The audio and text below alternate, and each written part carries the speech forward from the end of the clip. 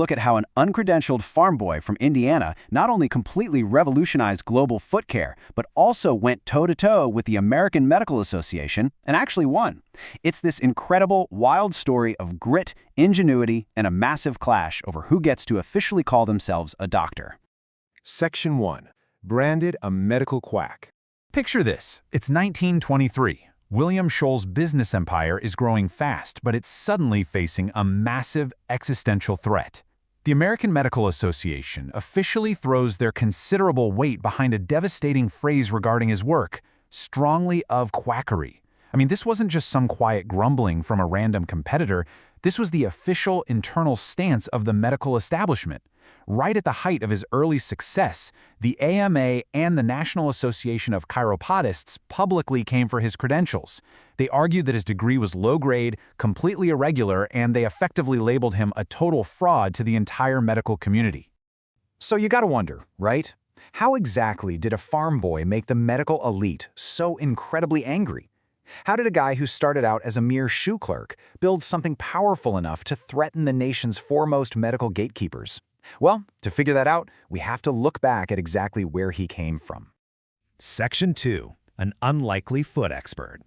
Let's wind the clock back to 1882. Born to a hardworking German immigrant family on a dairy farm in Porte, Indiana, Scholl learned the value of intense, grueling labor really early on. By 1897, as a teenager, he hand-stitched an entire horse harness using over 130,000 individual stitches. Think about that for a second.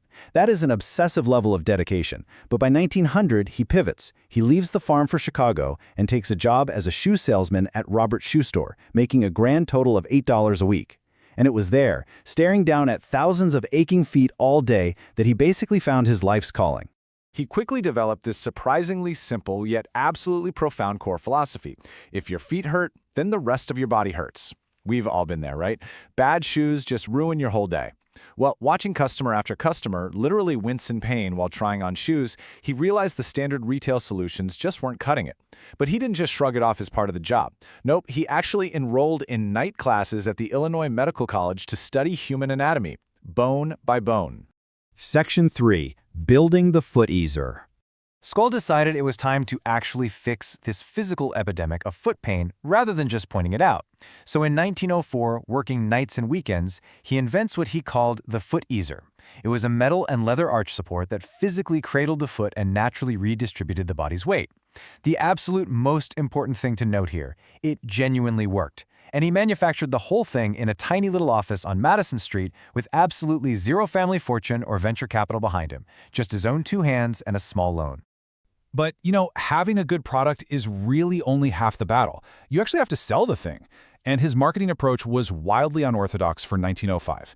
He would walk into a shoe store totally unannounced, literally slam an actual human foot skeleton onto the sales counter and demand exactly 5 minutes of the manager's time.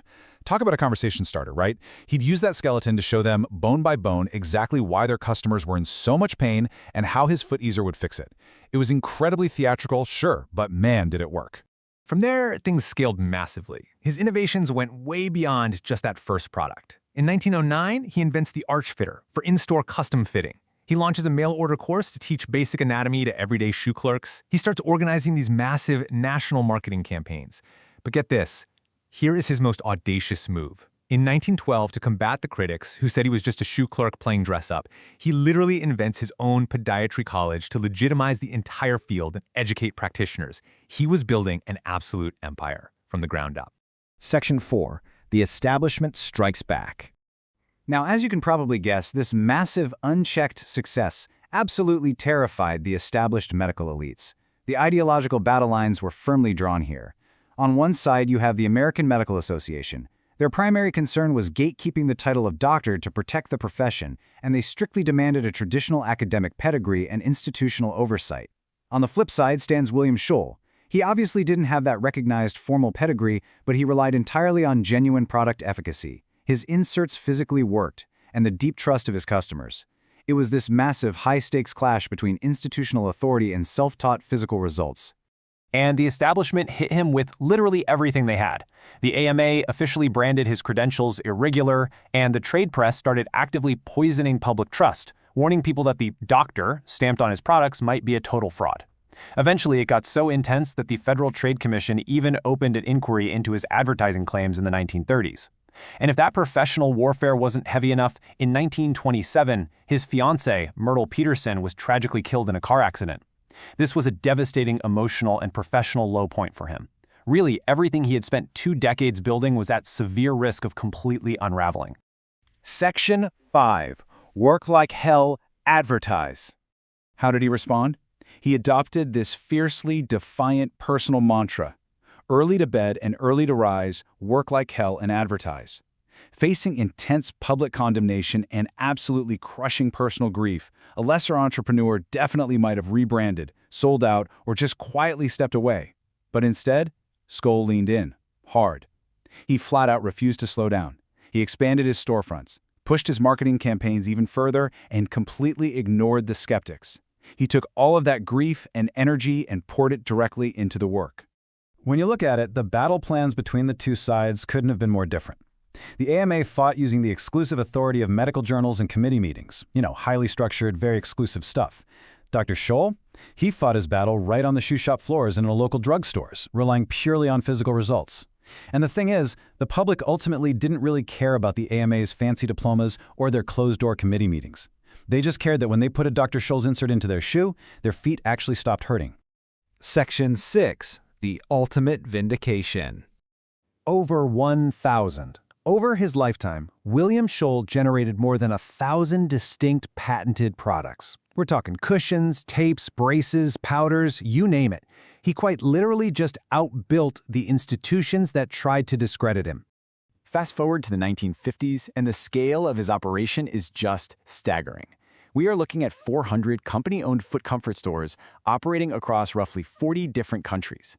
He even survived the massive global disruptions of World War II by quickly adapting his overseas factories to manufacture surgical dressings for the Allied forces. And to put all of this into perspective, by the time he passed away in 1968, his little arch support business was pulling in an estimated $65 million a year in sales.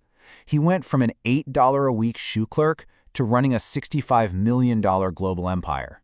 So, what's the big takeaway from all this? Because of his incredible stubbornness, podiatry, which is a field the AMA initially dismissed almost entirely, is now a fully recognized, completely legitimate medical specialty in America. The very college he founded back in 1912, it still exists today as part of Rosalind Franklin University, where it continues to train licensed foot doctors. His name remains a massive global brand now owned by Bayer, sitting on pharmacy shelves absolutely everywhere. Plus, his foundation has given hundreds of millions of dollars to charity over the years. Basically, he forced the entire medical world to catch up to him. Which brings us to a pretty thought-provoking question to wrap up on. Are the loudest doubters always the ones who understand the problem best? William Scholl proved that sometimes the legacy institutions gatekeeping a profession simply don't have all the answers.